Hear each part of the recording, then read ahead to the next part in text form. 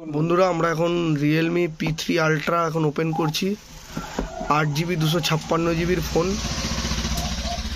Neptune blue colour. ঠিক আছে, কি প্রসেসর দিচ্ছে ফোনটা? ডায়মন্ড সিটি 8350 আলট্রা প্রসেসর, খুবই ভালো প্রসেসর।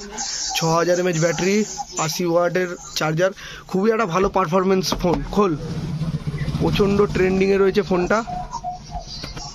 আমাদের কাছে মালটা ছিল না, ভাই আমাদেরকে বুক করে তবে আনিয়েছে। এরকম আপনাদের দরকার থাকলে বলবেন, কোনো সময় আমাদের কাছে যদি না থাকে আমরা আনিয়ে দেবো ফোন।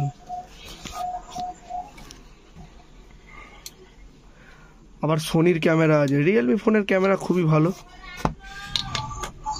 আবার চাকুটা এতখানি খুলতে হয়, এইটা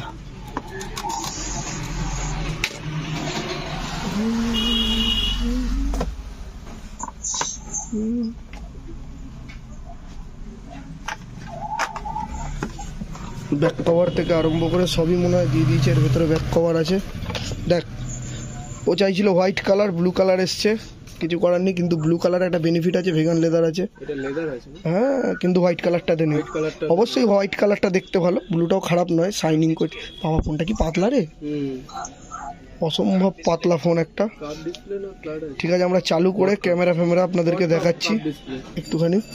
এটা কোয়াড কার্ভ আছে, প্লাস সুপার অ্যামোলেড ডিসপ্লে, তাই তো?